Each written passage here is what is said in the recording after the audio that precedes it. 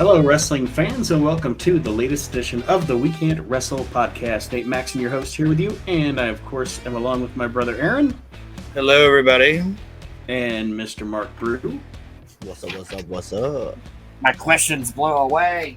And this week, Aaron's apparently having a windstorm in his studio, but this week on the show, we're just going to do one of our tried and true little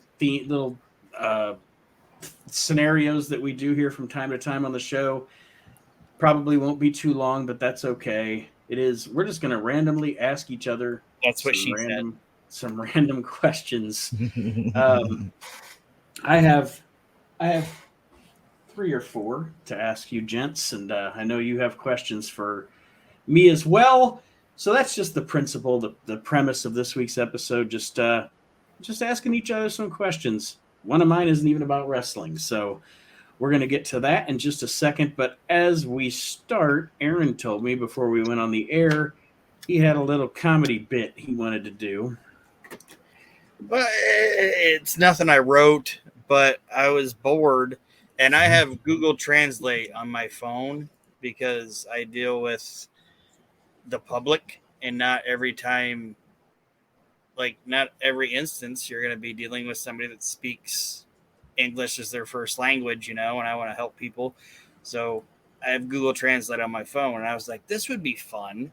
I'll take a wrestling theme song, and you got to do reverse engineering on it. Like, you got to copy it in the English form and then put it into the other country's language, and then translate it back into English like they're reading it to you. Does that make sense? Yes. Like when you get something, when you get instructions that were clearly written by the Chinese, so the English isn't exactly the best.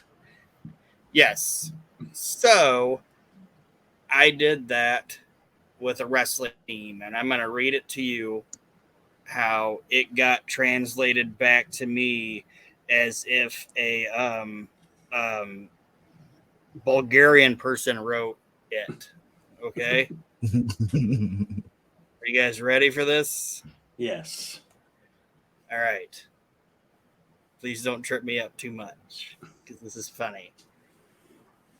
If you ever take a trip to Cobb County, Georgia, you better read the signs. Maintain law and order. You'll serve difficult times.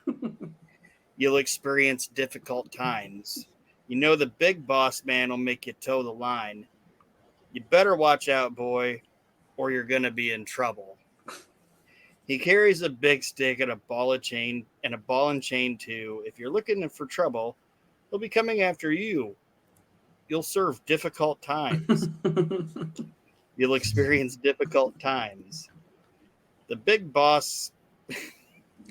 the big boss man will make you toe the line. You better watch out, boy, or you're going to be in trouble.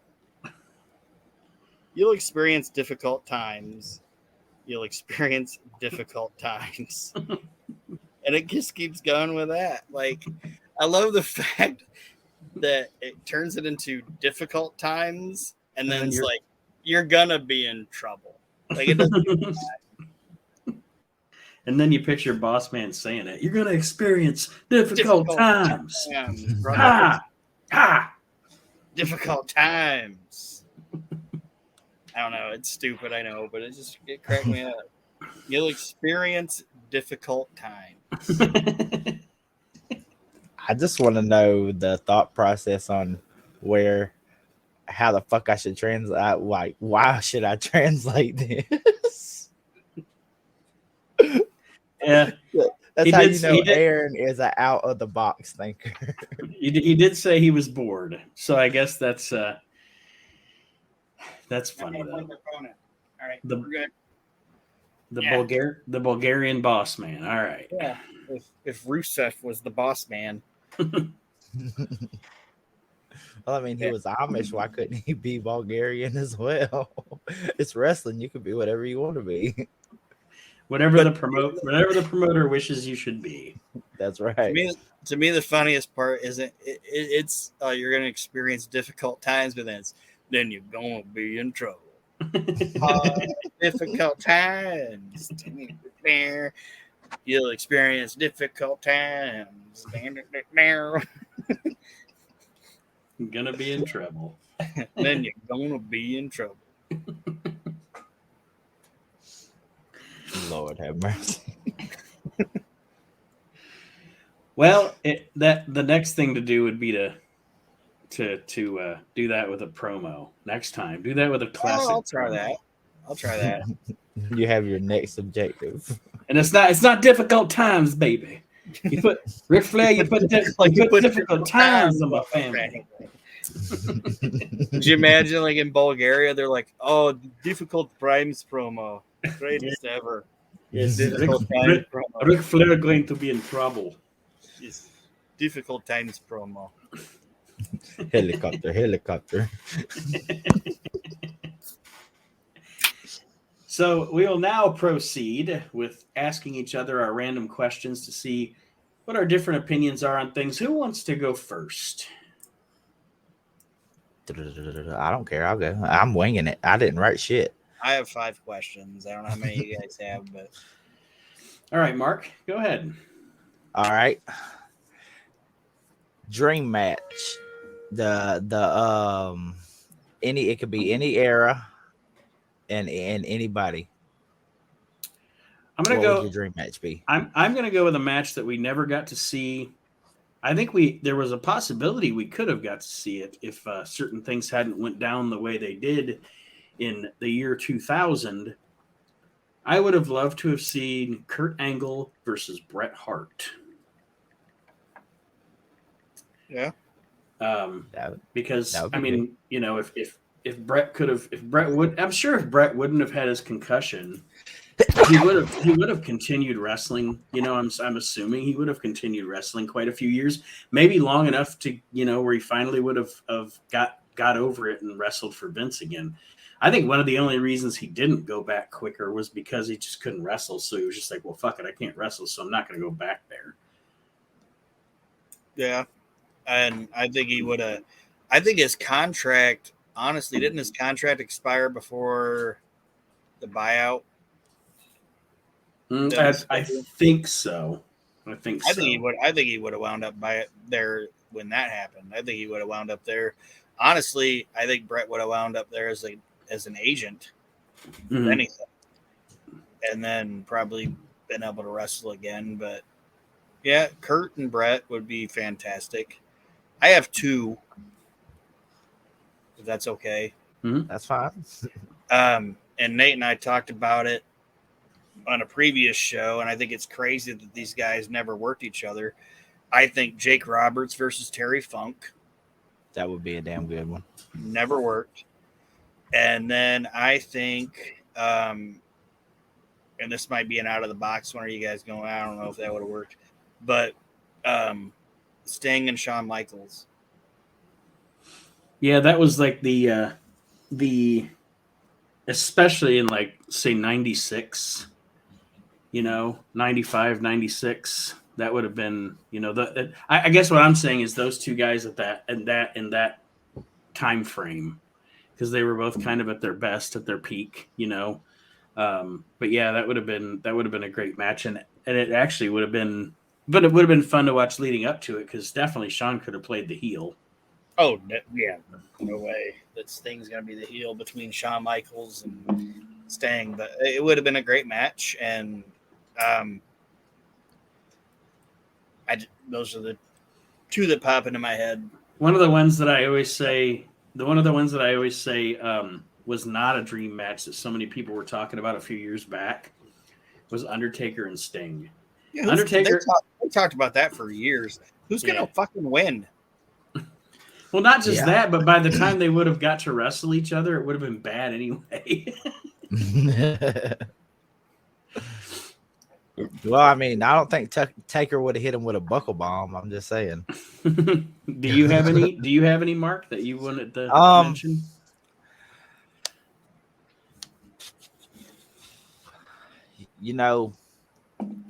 I really, really would like to see, and this is going to be really out of left field, and it's going to be 2 wrestlers of 2 totally different eras, but I would like to see John Cena and Nick Bockwinkel Yeah, I mean, you've That would got. Yeah, it's how do I want to put it? It's a clash of styles, but a clash of styles that could definitely work.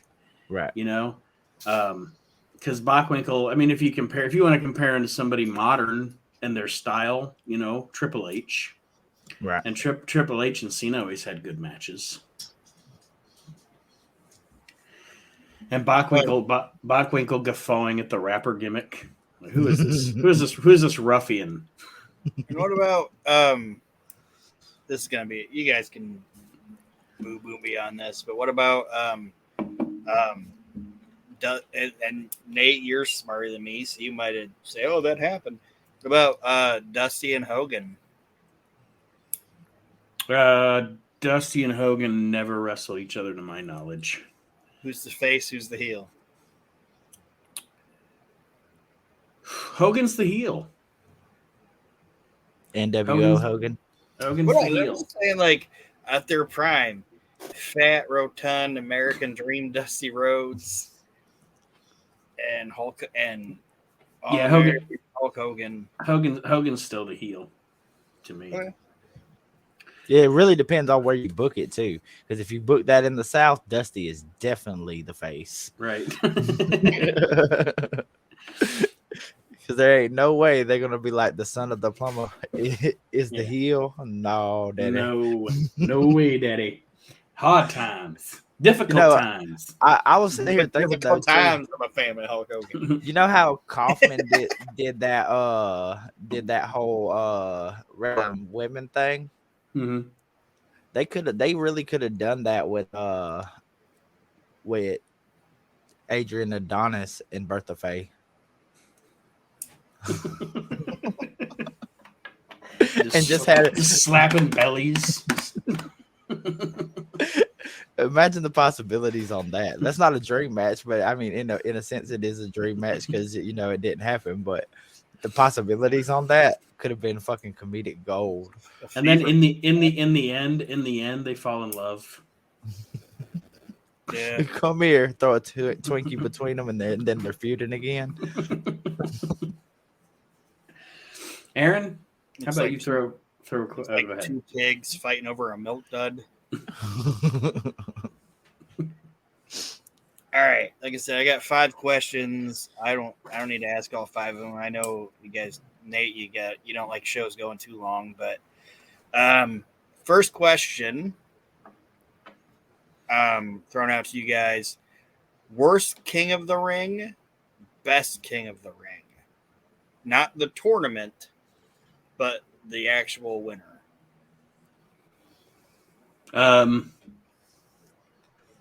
Worst King of the Ring, and I know this is gonna, like, people are gonna be shocked that I say this name, but I have an explanation. Worst King of the Ring, Billy Gunn.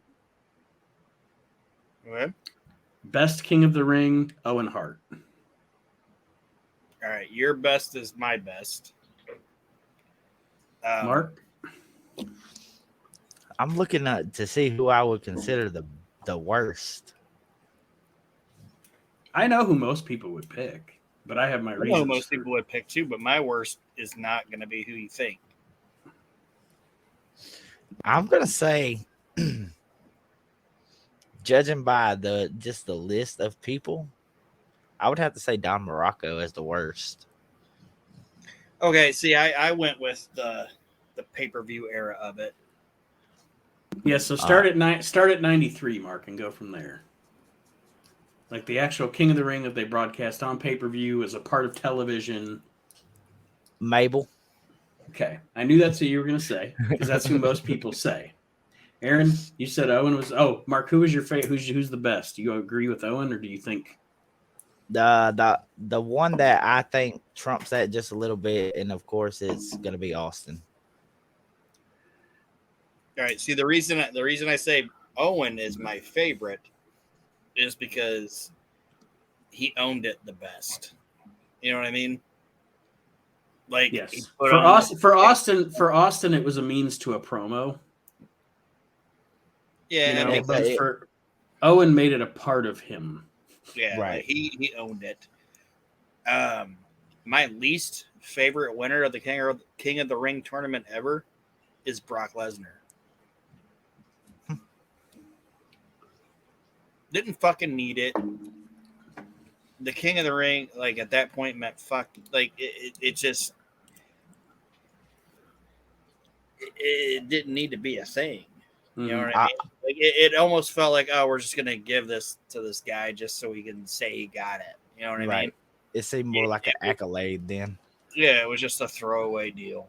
And that's why I don't like Billy. I just think Billy was like the lamest King of the Ring winner ever. And the reason, Mark, and a lot of people say Mabel, but the reason I would not say Mabel, even though it led to some shitty matches like with Diesel and stuff, and it was a downtime for the WWF, but at least Mabel winning the King of the Ring served a purpose in giving him a gimmick. Whether you agree with whether the gimmick was good or not, it served a purpose in giving him a gimmick. Yeah, it gave it some legs and it rolled into a storyline. Brock winning that wasn't a fat joke at all. It gave it some legs and then rolled. Yeah, well, it wasn't. Like plus that meant I got to hear Mo go, hear ye, servants and wenches. Yeah, we got to hear Lawler go, he the king. Like, I don't think Mabel's the worst. I don't really think he's the worst King of the Ring. And I don't think Billy is either. And Nate, I'm not saying Billy was a great King of the Ring. Right. But at least if they would have, what they should have done with Billy is not just kept him in the same gimmick. They should have made it like he's the King of the Ring because of the fucking athlete that he is. You know what I mean? Like, they had an opportunity with Billy to turn him into like, and this might be blasphemy for a lot of people, and it might be for me, but they missed the opportunity to get away from the ass man gimmick and make him like that time Kurt Hennig, where it's like, this guy's the fucking athlete. Right. And that's what I would have preferred to see. Is strip down the comedic ass man shit and make him a fucking worker. And then instead they threw him in a feud with The Rock where The Rock made fun of him for a couple of months and then beat him at SummerSlam. Yeah. That's Vince Russo, folks. But yeah, I just think Brock was the worst. Now, right. I'll say this. I do think the person that took it way too far with it, there's two of them that I consider took winning the King of the Ring way too fucking far. Booker T and Baron Corbin. Now, Baron Corbin, I can agree just because I think Baron Corbin should have never been on a TV screen ever. But I love King Booker. I love King Booker. Yeah. Good shit. I'll tell you, the only time that I really enjoyed that whole gimmick was when he was working with the Boogeyman. Now that was some comedic gold shit there. But other than that, I really didn't enjoy that Booker because I was so used to the whole sucker and the spin-a-rooney and all that. And William Regal going, "Oh hell, King Booker! Oh hell, King Booker!" So my first question is obviously not Bobby Heenan. We don't want to include Bobby Heenan in this answer because that's too obvious.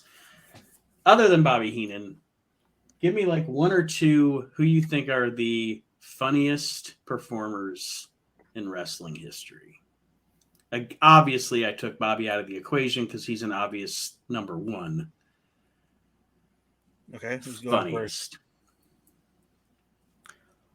First? You go first, Aaron. Freddie Blassie.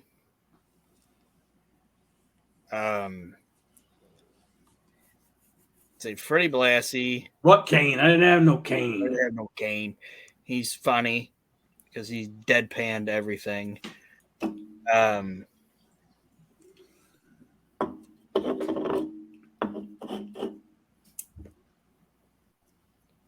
Mark, say because I gotta. This is a chore for me. While Aaron's thinking there, before Mark gives his answer, just to reference two funny things that you can find very easily if you want to see how funny Fred Blassie was, is first look for Fred Blassie and Vince McMahon on TNT doing Advice for the Lovelorn. Oh God, that just sounds like a comedy. Look it up, man. Also, watch Freddie Blassie managing Andy Kaufman on David Letterman when Andy Kaufman sings Jambalaya. Those are two of the funniest fucking things you'll ever see in your life. That Advice for the Lovelorn thing, like Blassie almost breaks on that one. He breaks Vince. Yeah, he definitely breaks Vince. For me, I'd have to say I really enjoyed this fucking character. Don't ask me why. It was just over with me, and I felt like they were headed in the right direction at one point with it, but Eugene. Nick Dinsmore definitely had great comedic timing. Right. And I will add to that, one of the guys that would be on my list is William Regal. Right. Yeah, I wrote Regal down. I have you only told me to do 2, didn't you? He said a couple. But I actually had Blassie down. I had Regal down, and the other person that I had down, because I don't care what anybody says, I think the guy's a fucking hoot, is Santino Marella. Oh yeah. Santino would be an honorable mention for me. But Freddie Blatt, I have my Snoopy the dog. Snoopy the dog. When he's like the honky donkey perfect Mountie meter. when he's John like Cena.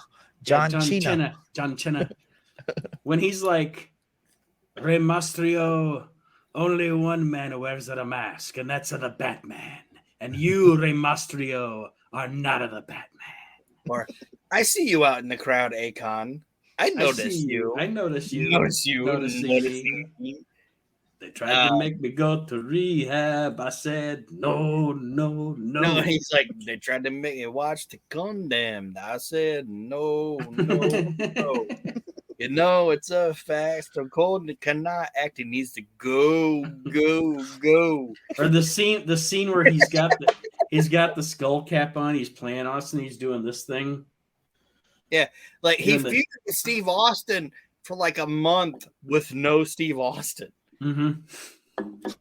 And then at the end of it, Maria's like, he's showing up. He's going to be in Philadelphia. Who's going to be in Philadelphia?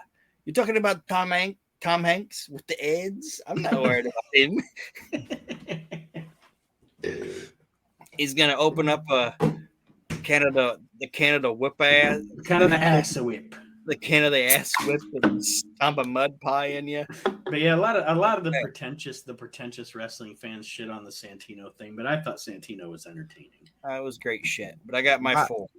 My 3 would be Eugene, Doink, and Hornswoggle. Hornswoggle was fun too. Oh yeah. I got my 4 genuinely just funny fucking guys. Like I said, Fred Blassie. All right. Nate, you mentioned Regal. Regal's on my list. Owen Hart and The Rock. Yeah. Those are mine.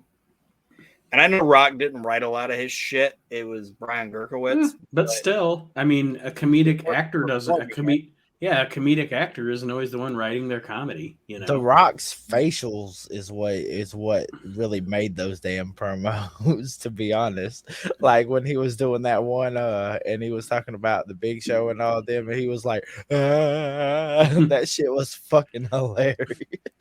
You call The Rock a jabroni? He was especially funny when, especially that fucking 2003 heel run. Oh, it's the Hamburglar. It's the Hamburger. What are you gonna throw a chicken nugget at The Rock? and I know Gerkowitz, like I said, he wrote a lot of the shit, but I guarantee it was a lot of concept stuff that he wrote, and then Rock had to in the moment do it. You know what I mean? And it might be a soft choice or whatever, like, oh yeah, The Rock, but yeah, like that dude's fucking great. he might be.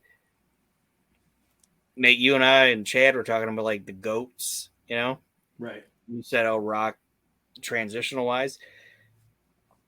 He might be the most talented motherfucker ever come out of professional wrestling. He might be the most talented. Like that guy, he might be one of the most talented fucking people on the face of the planet. Like he can't, there's nothing that guy can't fucking do. It's insane. And I don't watch a lot of his movies because I'm not an action movie guy, but I recognize the talent. You know, I recognize the presence. So what is your next question, Aaron? I don't know why I said that like Hank Hill. What is your next question? Propane or tar? Obviously, clean burning propane. They were whacking in my tool shed. They were whacking in my tool shed. Taste the heat, not the meat. I want to fry. Nate. I want to fry an apple pie and a coffee. All right, Nate. I have my question for you. Okay. Give me your top 10 total packages. Lex Luger. That's Lex an Luger. I know. What about the one you sent us ahead of time? Well, I'm gonna get there. Okay. He's like, that's my finale, damn it. Yeah. Big finish, bro.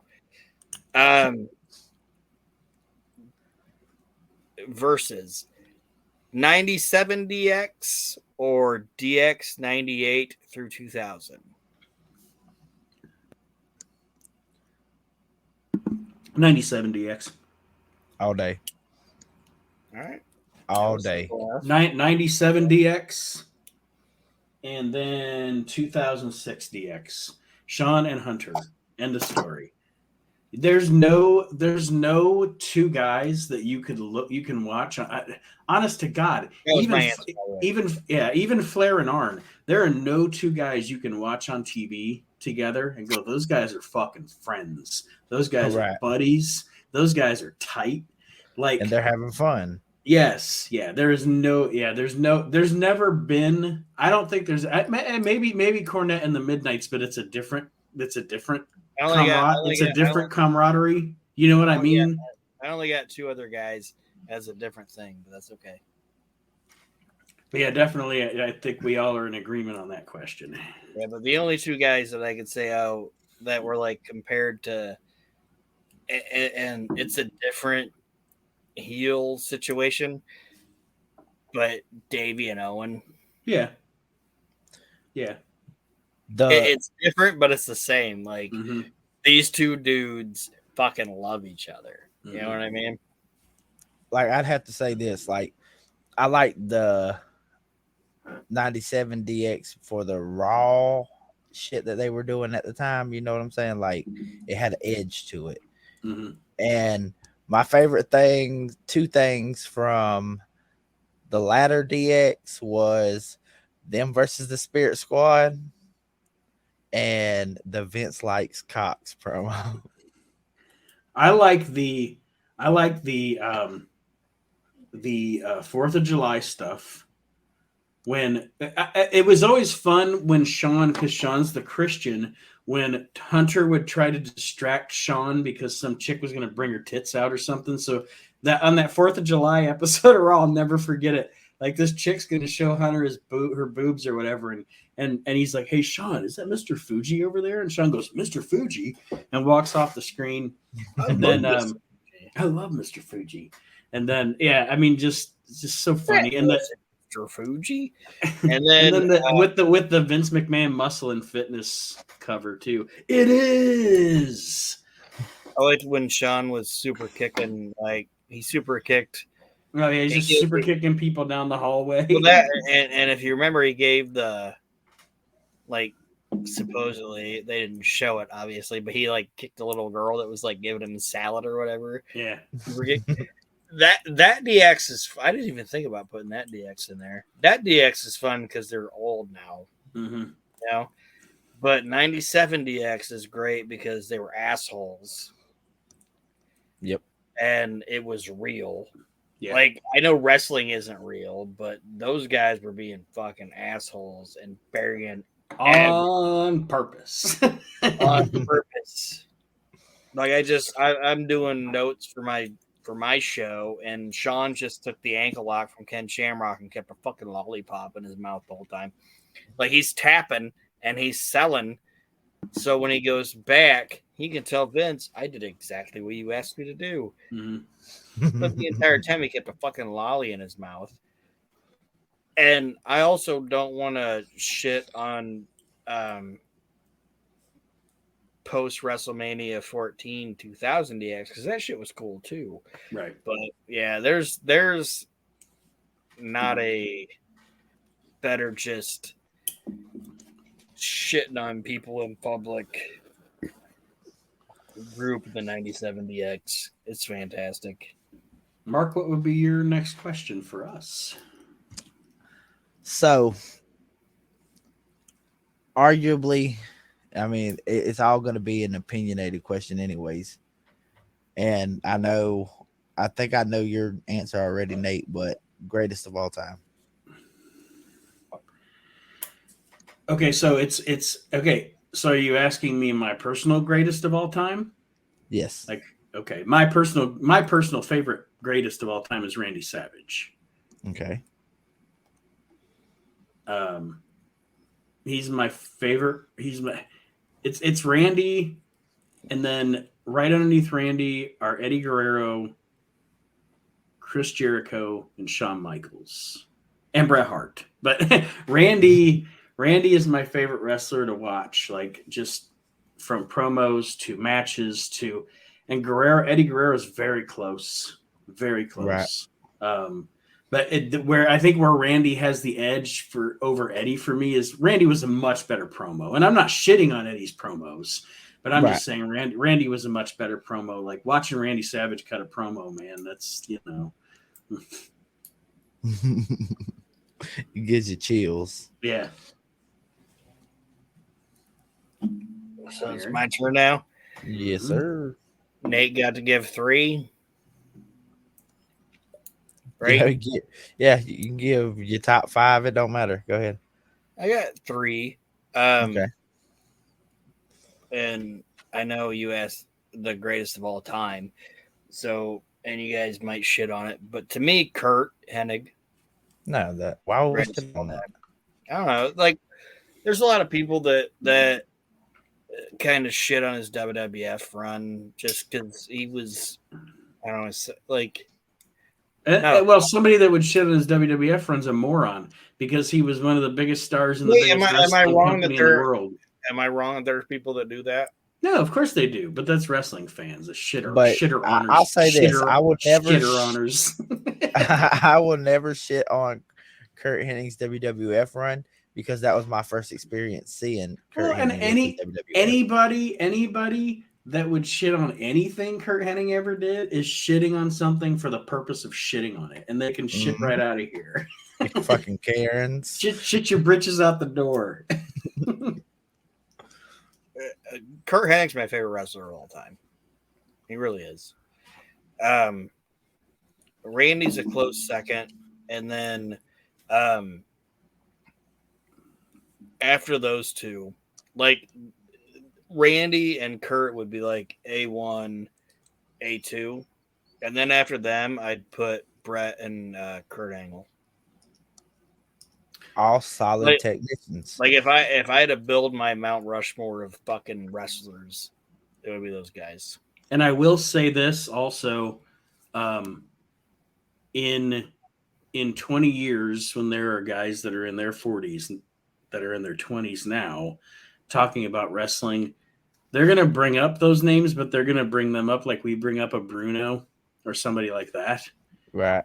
But you're going to be able to, in 20 years, 3 guys that I will say will be on that list, and we don't have to go into it too deep, but you guys could tell me whether you agree or not.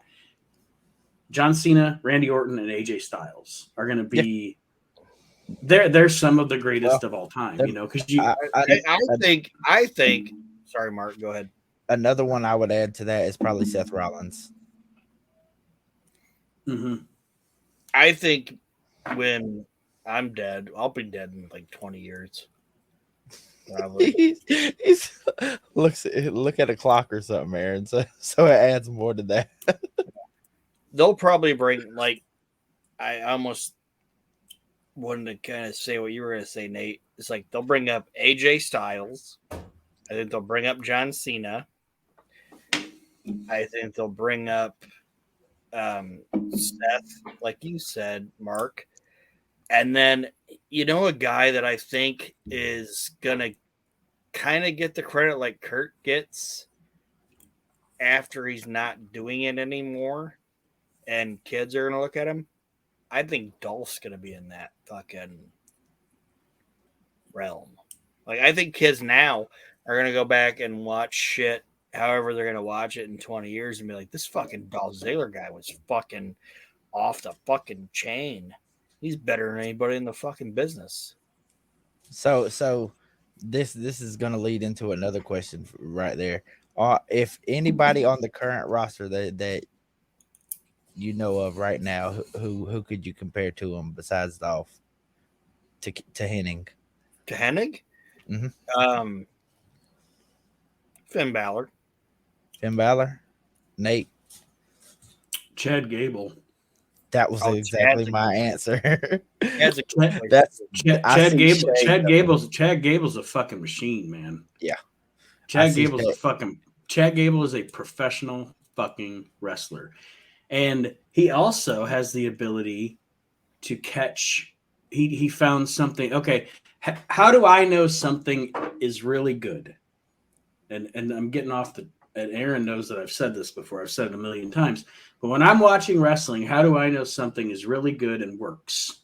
It's when my wife looks up from her phone and pays attention to it, right? Because this is the WWE. This is national television. This is the number one wrestling company in the world, or even AEW, whatever.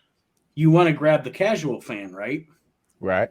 So I use her as a litmus test. When I'm watching wrestling, if there's something she looks at, I know, that works. You know it worked? Shoosh. She was like, what is this fucking guy with his shoosh? And then she's watching him, and you see, it did exactly what it was supposed to do. It brought somebody who wasn't paying fucking attention to look up from her phone and go, I'm going to watch this dude. Who is this dude? Who is this cat? But yeah, he's a fucking pro. And Nate, I don't want to, like, work wise, yeah, he's I don't want to say it like Kurt Hennig. He's the modern day Hennig as far as work wise. But like, to me, like, when I see Chad Gable, I honestly think about, like, not with his charisma or whatever, like his work rate. You know what I see? Oh. I see Dean Malenko. And Dean's on the same vein as Kurt, that's that you can make that comparison too.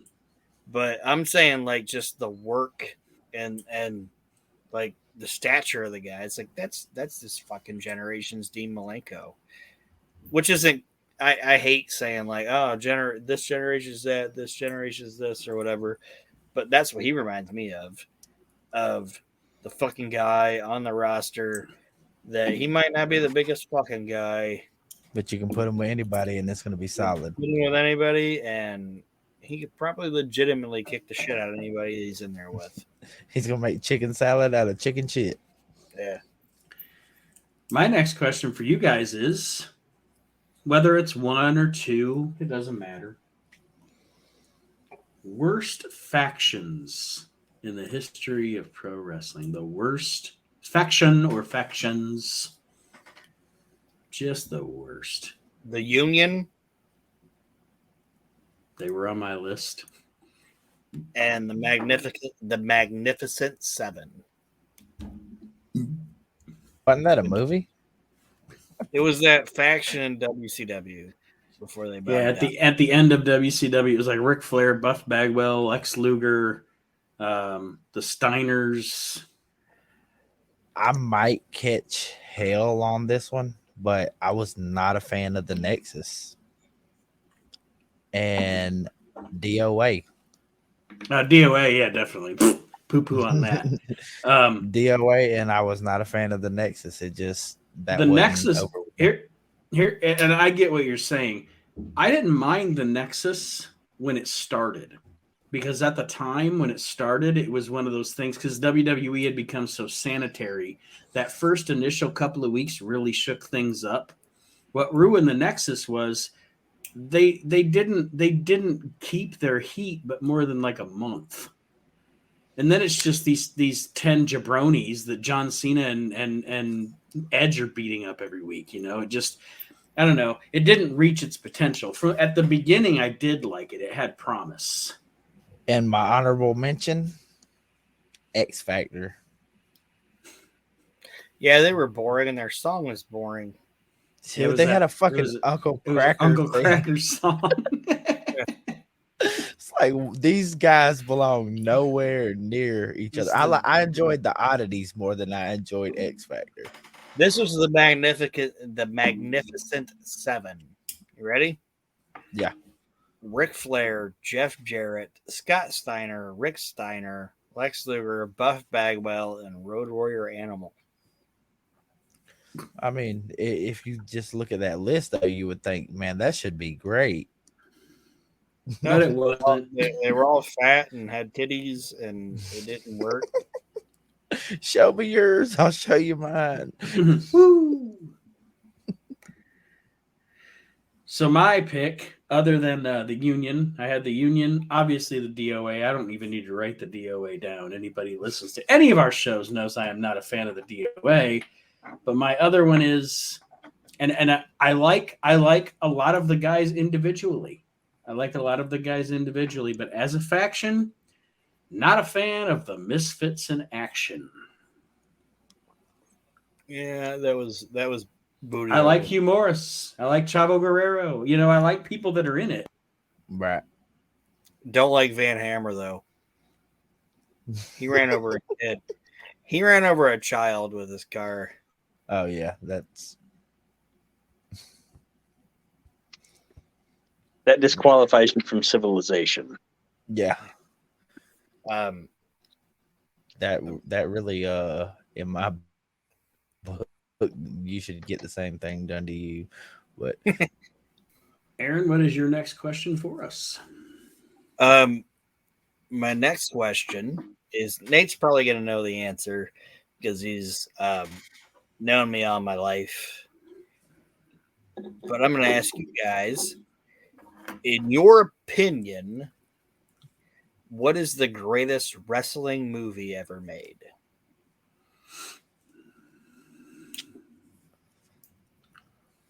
Is that including documentaries or just like Greatest wrestling movie ever made?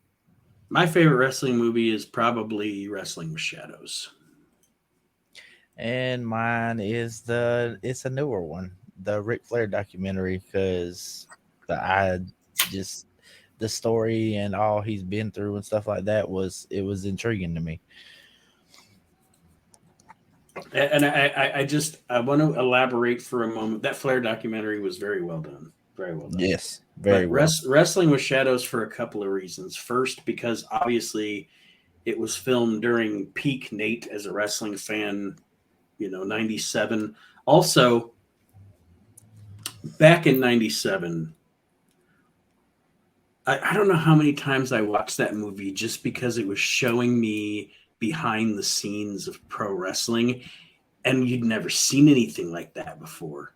Like Right. They're in the locker room, they're talking about finishes, you could see wrestlers milling around talking to it. Like I would watch that documentary like weekly for like 6 months just because it was so fascinating.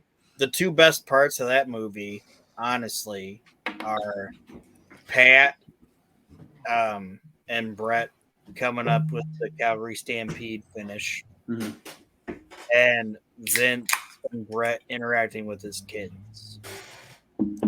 It's two best parts of that. Like Vince interacting with Brett and his kids is the most human Vince McMahon has ever been shown on TV, in my opinion. Because he wasn't like being filmed. He was by the time you got to be on the mat, He was like, "Oh, we make movies, pal." You know, he was back in the Vince mode. Like him talking to them kids and shit. He was being a real dude. You know what I mean? But I know my answer, and I want to see if Nate gets it right. What's my answer, Nate? What's my favorite wrestling movie ever made?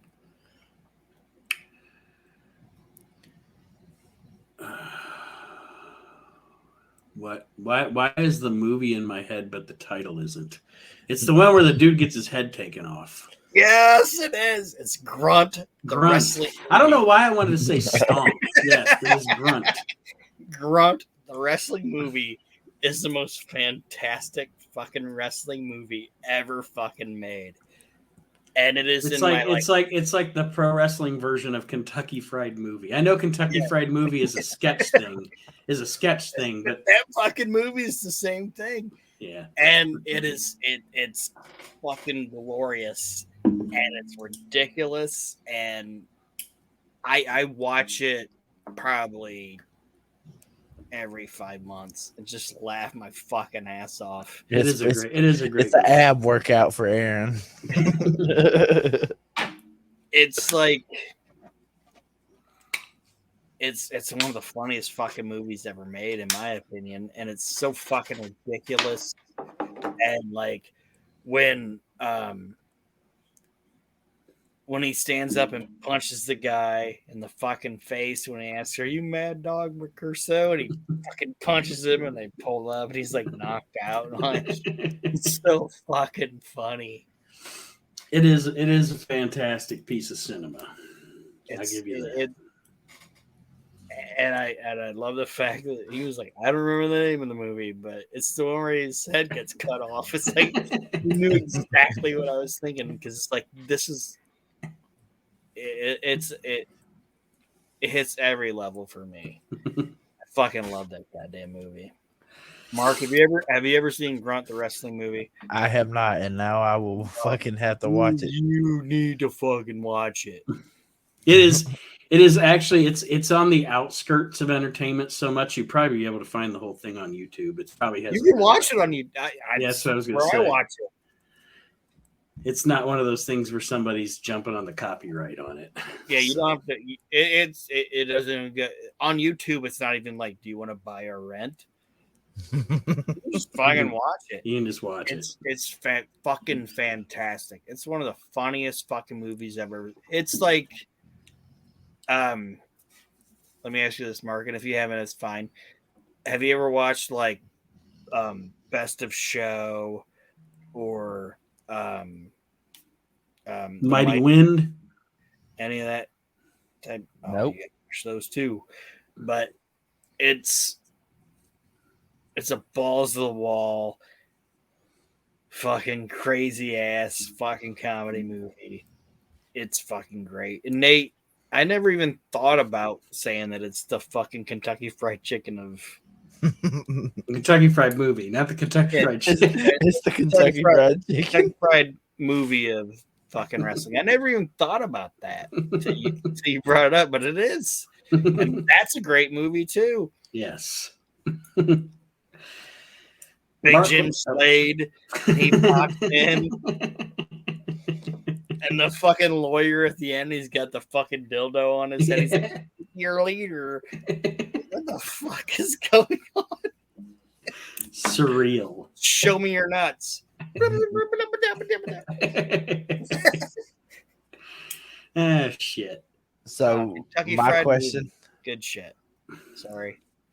I'm saying, is that what you were saying, Nate? It's my question next. Mm-hmm. Top 3 oddball tag teams.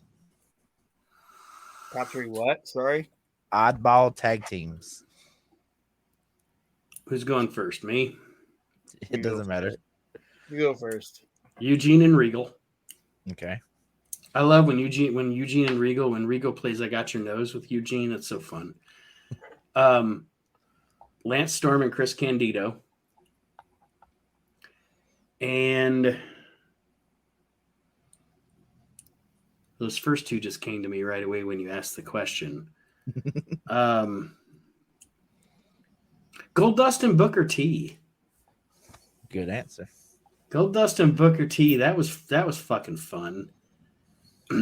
that was fun. That was good wrestling. Because you had an element of comedy, but also an element of seriousness, because it was like there was the comedy of the two of them, but the heels didn't take them seriously. So when they would get the win or they would get the titles or whatever, then it was like a whole nother dynamic. So yeah, that would be my 3. Mark, who are yours? I would have to go with the Hurricane and Kane because they won the tag team championships. Mm-hmm. Cactus Jack and Chainsaw Charlie. And another one that I feel does not get credit, Santino and Kozlov. That was fun too. And you said Cactus. What about Cactus and Mikey Whipwreck? That's on my list. Or with Kevin Sullivan. Mm-hmm. I have 2 that involve Kane. RVD and Kane. That was pretty entertaining, actually. Your wife's favorite tag team of all time. Team Hell No. Yeah, Kane and Daniel Bryan, and then Cactus and Mikey. Those would be my answers. I think we came up with all good picks on that one. What is, and this is my last wrestling question. I have a non-wrestling question too, but what is your personal favorite? What do you guys think is the best submission hold?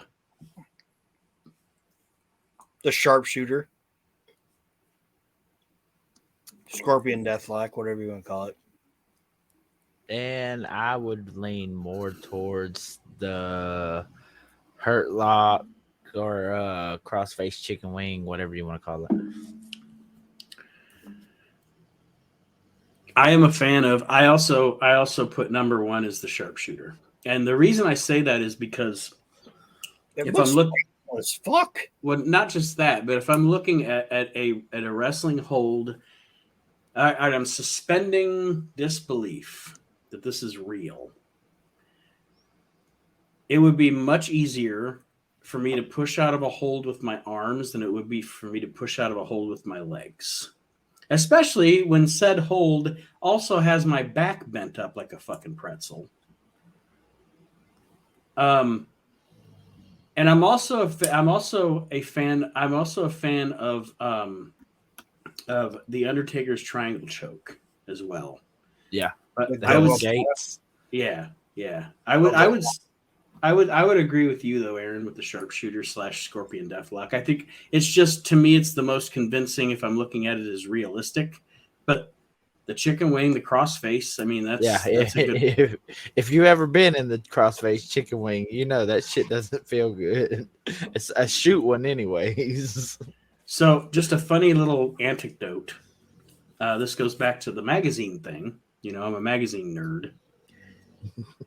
Mark, I want to tell you, this is funny. In the Pro Wrestling Illustrated, they used to do in their year-end edition, not only would they do their year-end awards, but they would do year-end predictions. But it was a comedic thing. Like it was like none of this is real, or whatever. And in 95, in Pro Wrestling Illustrated, one of their predictions for 1996, in 94, one of their predictions for 1995 was Dusty Rhodes will come to the WWF because he heard Bob Backlund was giving everyone chicken wings. And I was like, whoever wrote that, that's fucking funny. Probably had some heat with the boys, but it was still funny. Damn. Aaron, I think you're next.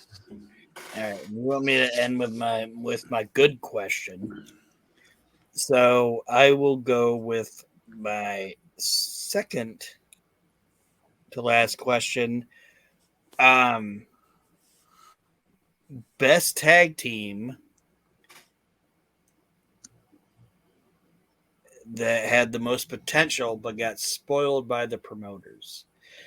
And when I say that, I mean, like, who was two guys that got put together and you feel they were great, but the people that were running the promotion at the time just didn't see it. Does that make sense? Yes, and I know a couple right off the top of my head. Okay. First would be Warlord and Barbarian. All right. Powers of Pain. That's How a they- damn good how- answer. Which promotion? Both. All right. Both. Because how nobody ever put the belts on them as monster heel champions, I never understand. All right. And I would also say Power and Glory, Hercules and Paul Roma. It's the only time I've ever been a fan of Paul Roma. I'm gonna give you some props on that shit. It's like you had to chew that down a little bit, didn't you? yes, I did. But they were good as a tag team. Like they worked as a team. Slick as their manager, as the mouthpiece. So Roma didn't have to fucking sound like a Guido dumbass, and Hercules didn't have to be like, this time on Monday, today, my brother. Yeah, they looked good together, and it worked. But yeah, Powers of Pain and Power and Glory. All right, Mark. I'll say I got a few. La Resistance. Those guys had mega fucking heat, and they could have took that way further, in my opinion. I think I didn't mean to cut you off, but okay. I think the thing that hurt them the most, and I don't know. This is just based on what I've read in dirt sheets, and you take that for what it's worth. He's 19 years old. Well, they were so young, and they got it so fast, and they both developed attitudes very quickly. Right. So my next one would be the Heavenly Bodies. Just because they literally were killed by the Steiners in WWF. You know what I'm saying? Mm-hmm. Like, I know they existed in like 7 different incarnations, but Pritchard and Del Rey were fucking amazing. Pritchard and Stan were good. Well, yeah, I know, but I actually dig Pritchard and Del Rey more just because Del Rey brings a different dimension to it because he's not a heavenly body. You know what I mean? Like he's this portly guy and he's jiggling around and it might be a trailer park heaven, damn it. Nah, my third one, this is probably gonna be out of the box one, but Paul London and Brian Kendrick. Oh, I definitely agree with that. I am a huge Paul London mark. And so yeah, I'll definitely agree with that one. I mean, they basically carried the tag team division for better part of 2 years between 02 and 04. So right. My answer is a very random grouping of people, and I think it should have been a bigger deal than it was. And it came after the Dangerous Alliance got dissolved. And it was when Arn Anderson and Bobby Eaton teamed up. And I know they teamed up in the Dangerous Alliance, so don't get me there. But Michael Hayes was their manager. Mm-hmm. Like, that shit should have been fucking gold. Yeah, a Horseman, It was Bobby Eaton, Midnight Express, Arn Anderson, the Horseman, and our fucking manager is a free bird. Mm-hmm. Like, that should have been these 3 guys saying, we're the best goddamn tag team on the face of the fucking planet. And we got this guy managing us. We're the best. And fucking Bill Watts fucking fired Bobby Eaton. Say whatever you want to say about Bill Watts and his fucking decisions in WCW, but him firing Bobby Eaton dumbest decision he ever fucking made. That could have been fucking gold, in my opinion. Yeah, I'll definitely agree with that because when I watch back things through chronologically, that always comes up in my head when I see it. Like, what a great idea! I don't know whose idea it was. Probably Dusty, to have a Freebird, a Horseman, and a Midnight Express all together. It only went like a couple months, and it was like, yeah, fucking shit on it. And it was bad. Not it was bad. Like them throwing it to the side. It was like that was a stupid fucking decision, in my opinion. I can see that. All right.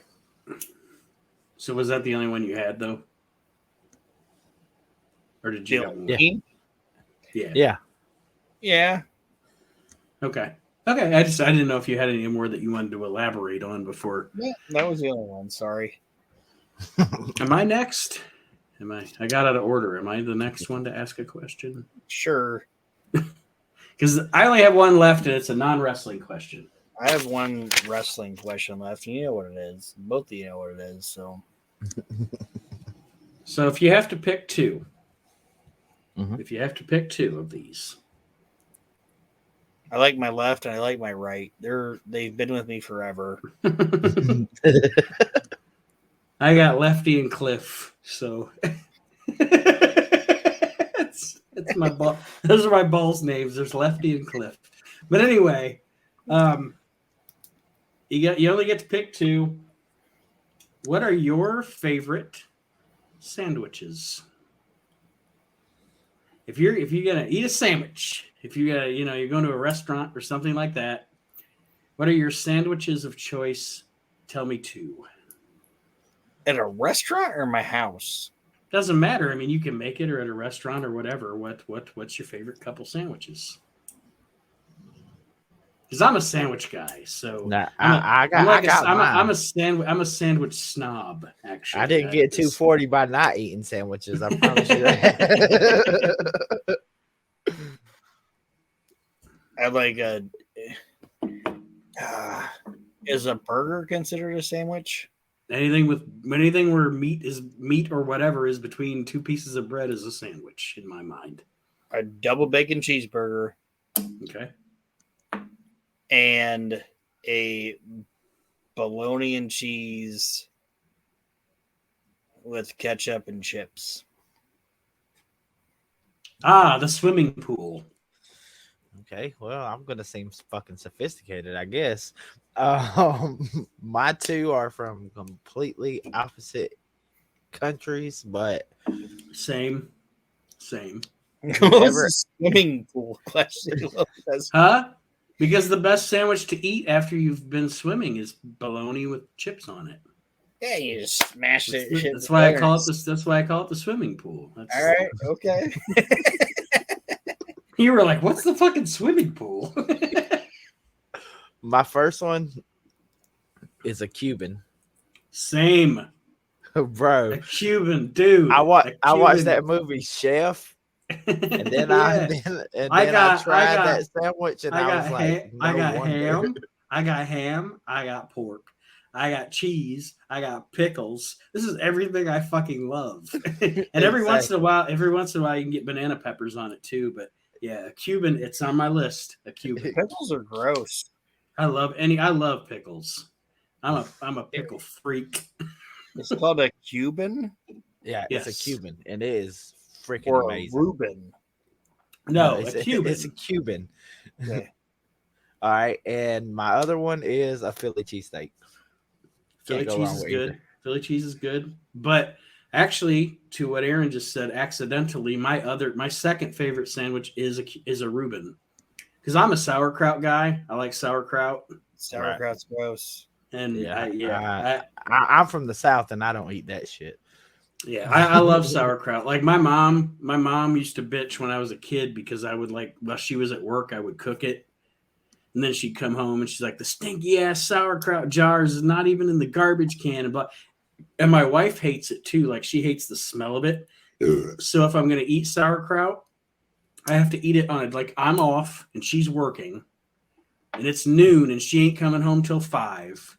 And I have to eliminate all the evidence because she doesn't want to smell it. She doesn't want to know that it was in the house. She doesn't want to. I love sauerkraut. He's got the exhaust fan and everything. Right. No, and that's no fucking lie. That is the absolute truth. Like, I have to eliminate. It's like a murder scene. Like, I eat my sauerkraut and I eliminate all the evidence. But yeah, I love Reubens too. So that was actually it's a Cuban and a Reuben.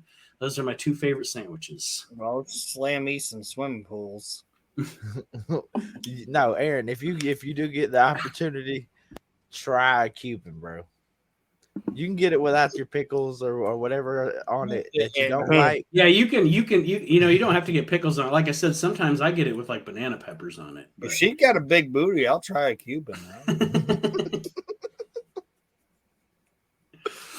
Good shit, pal. Fidela Astro. So there's Do they look like Zelina Vega? Isn't she a Cuban? I thought she was Puerto Rican. Puerto Rican. I want a Puerto Rican then.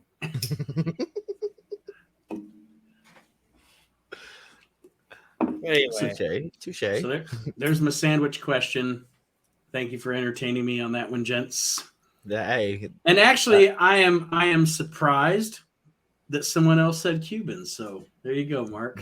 Bro, I fell in love with that sandwich. I feel that I don't know how I came out more redneck than Mark. Put some Lay's and some ketchup on a fucking bologna and cheese. Now I feel like the goddamn soggy bottom boy.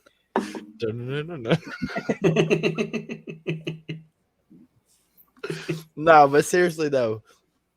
All right. You got to rip the red ring off the bologna though. You don't want to. Yeah, you don't want to ingest that shit. Yeah. Do either one of you guys like red ring bologna? Yes. Does Mark even know what red ring bologna is? Yes, I do. Okay. I do not. I don't like bologna at all. At all. At all. What are you, a salami guy? Yep. Bigger the better. Yeah. I like salami and Swiss. Yeah.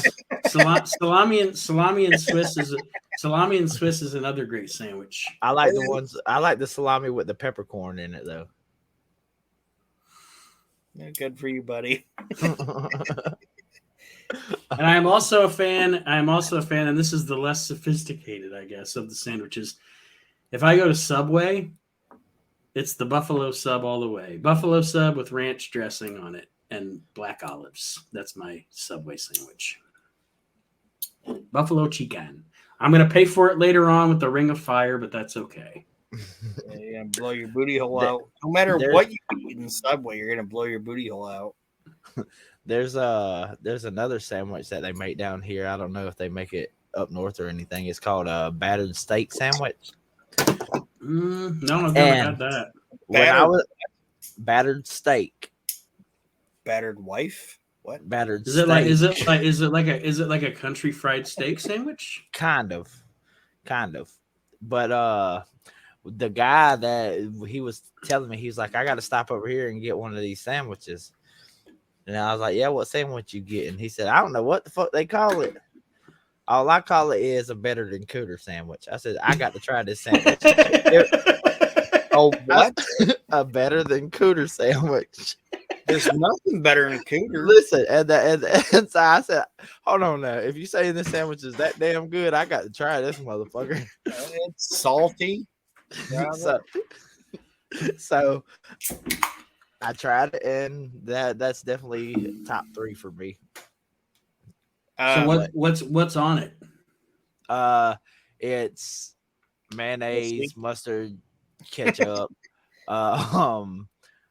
lettuce, tomato, and basically it's on like a brioche bun almost, and roast beef, and it's just I guess like a country fried steak is the closest thing that I can. You guys have tenderloins down there? Make it similar to tenderloins. Yes. Yeah. The tenderloin sandwich is the most ridiculous sandwich because, like, people like to make the tenderloin as big as possible because like, oh, we got the biggest tenderloin ever. But nobody adjusts the bun. So it's like, we have the biggest tenderloin ever, but we're going to put a little top hat on it. It's like a pimple on the tenderloin. Yeah. I enjoy brisket too. Now brisket's good. Brisket's delicious. Hell yeah. Prepared properly. And you got me thinking about sandwiches now. And I thought about the gigantic tenderloin with the little derby hat on it, which is ridiculous. And then my tenderloin sandwich is even better because no matter how big the tenderloin is, it's always simple because it's just a tenderloin, like Aaron said, the little bun, and then I only get pickle and mustard on it. That's all I ever get on a tenderloin. I just want mustard because I don't like fucking pickles. But I see people getting like lettuce and mayonnaise and stuff on a tenderloin. I'm like, what the fuck is wrong with you? Nope. I'm about with you on that though, Nate. It's like it's something about that vinegar with it. You know what I'm saying? Mm-hmm. It really accentuates the taste to it. But the tenderloin is the weirdest sandwich because they make it like as big as a fucking elephant ear, like an elephant ear. And then they're like, "Oh, here's a little bun." Yeah, we put a CD on this record album. Yeah. Plop. There you go. Figure it out. When that guy told me, he's like, "This is better than a critter sandwich." Now it's a fucking mission. I gotta eat through the entire goddamn North Dakota fucking territory to get to a fucking bun. take you a knife with you. just cut it down to size and then just use that as finger food. So I have a wrestling question. Yes. That is what we will wrap with, actually. Aaron's last question will be the last question of the show. All right. I got a sandwich question. Last one. I forgot about this sandwich. We found a whole new podcast we can do. I enjoy this goddamn sandwich. Have either one of you ever had a really, really good patty melt? Yes. Cool. When I eat a patty melt, you know what I feel like? I feel like an old guy. But I love it.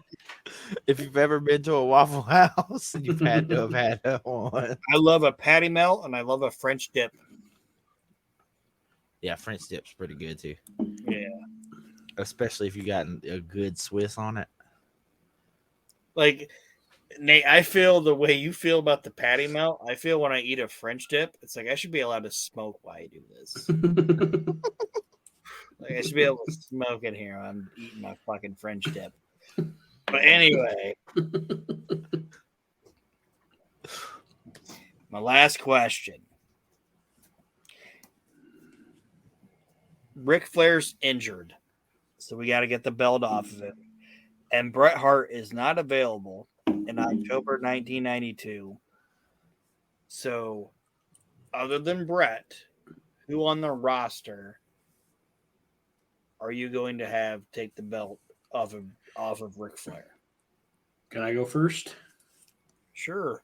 I don't know that guy. Randy Savage just lost it, so it's not Randy. Obviously, the Ultimate Warrior is a pain in my ass, so I'm looking for an alternative like they did with Bret. We have not yet turned Kurt Hennig. Yeah, because that was a circumstance of the Ultimate Warrior situation. And I'm not saying somebody couldn't say I'm picking Hennig because he's an alternative, but actually the guy that I would pick in October of 92 to take the belt off of Flair, kind of almost like a surprise like they did with Bret, is Crush. All right. He was somebody I thought of. Honestly, he was somebody I thought of. I got three options. Sorry, Mark. Just to clarify, there's a Pat Patterson down there. He's got a tree, bro. He's a fairly well over babyface. Yeah. He's charismatic. He's got a great look. Yeah, he's good looking. And you can, and they did eventually. You can bring back the brada shaka brada. You can tone that down and make it, because Bryan Adams is a versatile worker, and make him more, I guess, quote unquote, mainstream for 92. But I just look up and down, and I'm like, Tito's there, but Tito's Old. yeah, and not old, but just like he's been around. Old. It would be a concession price for Tito, and I don't know that he would draw. You possibly could have made a draw out of Crush. So Crush is my answer. Hands down, it's Crush. All right. Mark? First option, Davey. And I say that because he would have been a great option, because no matter where he went, he was over, and it would have been a good move. And he just dropped the IC strap. Exactly. Mm-hmm. The other option I felt like was possible, and this is me being selfish here because I like this guy, Kerry. Oh yeah, Kerry Von Erich. Because he's got that All-American athlete look going for him, and at the time it would have been a good fit because you got a face taking it off the heel. Mm-hmm. But you said earlier, if somebody said Kurt, that was my third one. You have Hennig come out, do the heel turn, and turn on Flair. And bada boom, you have a babyface Flair now, and now have a fucking mega heel in Hennig, which would resemble this modern day's MJF. Well, and yeah, you've sorry, you just opened up the book there for me, because you've got the history with Bobby and Hennig. Mm-hmm. And you could even do a story where this whole time we've just been setting Flair up for the fall. Mm-hmm. That's that. I didn't even think about that. And then there goes the smirk from Aaron. You guys know my guy? Who? It's going to be completely out of left field. And Repo Man. Yeah, it's not Repo Man. Repo Man is an underrated gimmick. It is. You didn't pay. You didn't. Well, no, pay actually, you know how sometimes you're thinking about shit wrestling wise, and you go down a wormhole. When Aaron asked this question the other day, I was like, my immediate answer, Crush. Right? Like, I didn't even have to think about it. I was like, I've watched 92, 93 WWF so many times. I know the roster like the back of my fucking hand. Crush. And then I thought, and then Repo Man could come after Crush, but we could talk about their fucking history as Demolition and blah, blah, blah, blah. And I just went on this whole thing with Crush as the WWF champion in 92. But anyway, sorry. It's okay. I would have Ric Flair drop the WWF Championship to Bob Backlund. Also makes sense. Yeah, that wouldn't be bad at all. It tells the story of Bob coming back, being like 42, which isn't old, like Nate, you and I talked about. He ain't that old at that point, but in 92, he's fucking old. But Bob wins the belt. Okay, and not saying anything bad about Crush, not saying anything bad about Davey or whatever, but the WWF 92 face side was pretty weak. Okay, so Bob beats Flair. So you get to tell the story of Bob coming back. I'm going to be the champ, wins it, and then 2 months later, Scott Hall, Razor, beats Bob for the belt. And now you get another heel in there. Yeah, because you could have had that for the faces hitting with the Dookie roll for the chain. faces of face. Like now you get to allow Crush or Davey or Kerry or whoever to now chase Razor Ramon. Because like at first I was like, Razor. It's like I don't want to turn Razor in 92. He wasn't he wasn't ready yet. Allow Bob to win it, give that 2 month feel good shit, Like, Bob Backlund's the champion again. And Hogan was even there then. Mm-hmm. You know what I mean? And allow Hogan to shake hands with Bob Backlund the same way Bob Backlund shaked hands with Hulk Hogan in 83, you know what I mean? Or 80, Right. whatever. 83. Yeah. And let that happen. Give Bob like 2 months of beating like fucking Skinner and the Mountie and whatever. Right. Just like they did with Brett, pretty much. Yeah. Make him a fighting champion. Yeah, but it's not going to go for fucking ever. Right. And Bob beats him, and then when Brett ends up coming back, then Brett can beat him. You know? Mm-hmm. But that's who I would have went with, is Bob Backlund. Like, I don't think that Backlund face thing got enough payoff, in my opinion. Not to say he wasn't fantastic as a heel. Oh, he's much better as a heel. Like, if you, I dare anybody. He's one of the greatest heels of all time. Yeah. Well, and as far as that goes, like him, and I'm not shitting on Scott Hall as a wrestler or Bret Hart as a wrestler, like all the wrestlers, but I'm saying entertaining me wise, the saving graces entertaining wise in 1994 of that company are Bob Backlund and Owen Hart. Oh yeah. Like, to be entertaining, you know, like, not, again, I'm not talking bell to bell. There were some great wrestlers, but as far as entertaining me, Bob Backlund's character and Owen Hart's character are the saving grace of 94 WWF.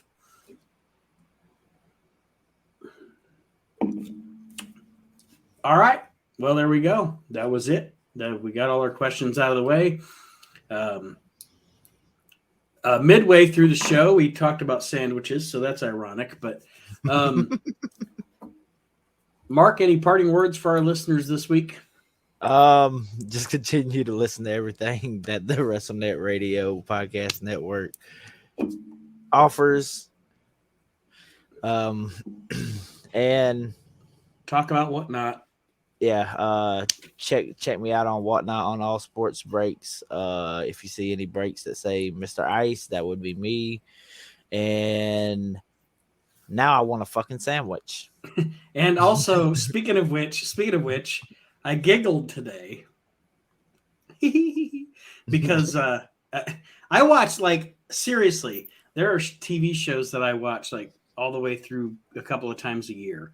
First, for me, it's anything Star Wars. Like, I watch the movies, the TV shows, everything, like, at least once to twice a year. Another show that I watch at least once a year all the way through is King of the Hill. Because it's the greatest animated comedy of all time. I don't understand how anybody could think The Simpsons was better. But anyway, there's a episode where Hank is afraid that his dad's going to take him to the strip club. And because Peggy's like, hang out with your dad. And Hank's like, he's just going to want to take me to the strip club. And when we go there, he tries to get he pays the ladies to put their whatnots on my head. And I was like, whatnot? Damn it, man. Good shit, pal. Aaron, parting words. I'm contemplating starting a GoFundMe. Oh, what are we funding? I went to the doctor, and my suspicions are true now. I feel it. I think I have it. I have reverse Benjamin Button disease.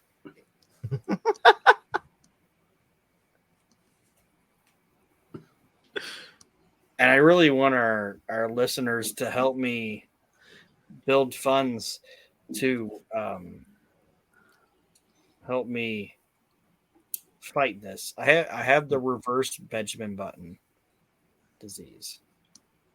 Do you guys know what that is? You're getting older? Yeah, I'm just dying normally.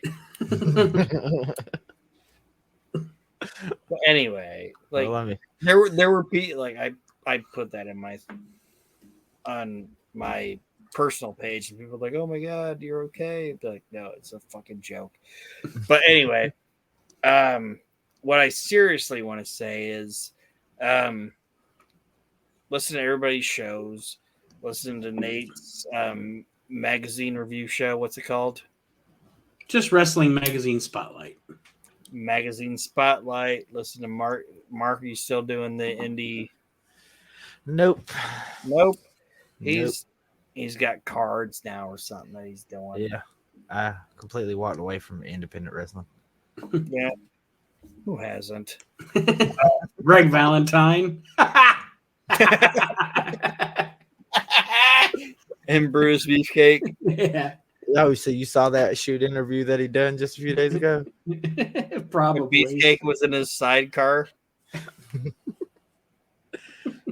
Who? Beefcake's a toady for two people. Like he's sucking Hogan's dick and Valentine's dick. I know they had Morocco on there with him. It's all coming out. But seriously, listen to the We Can't Wrestle podcast, which is what you're listening to now. Listen to the Reliving the Extreme. Listen to Nothing But Trouble. Listen to Nate's magazine Spotlight. Listen to all this shit. Just listen. If you smell la la la la, well, Archie Mitchell's cooking. Yeah, listen to all of it, and then if you feel that you enjoy it, give us a good rating on iTunes, Spotify, Stitcher, whatever you listen to it on. Give us ratings and comments because that helps. And I'll shut up because whatever. Just be positive and stay tuned. We are inching closer to episode. If you have something negative to say, just fuck off. Fuck off. Yeah, throw yourself off a bridge. Because we don't want to hear it. And we're edging closer. This is 195. We're edging closer to episode 200. So this is 195? Episode 195. What are we going to do at 200? I'm working on shit. Leave me alone. Start writing stuff down. Leave me alone. Go eat a bologna and potato chip sandwich. Go enjoy your swimming pool. I would have candles on my fucking bologna and chip sandwich at 200. I'm going to have a ton of shit. That's going to be a 7-hour show. It would have been a 7-hour show if we kept talking about sandwiches. We'll see you next week, everybody. Have a great week. Thanks for listening to the We Can't Wrestle podcast. Bitches.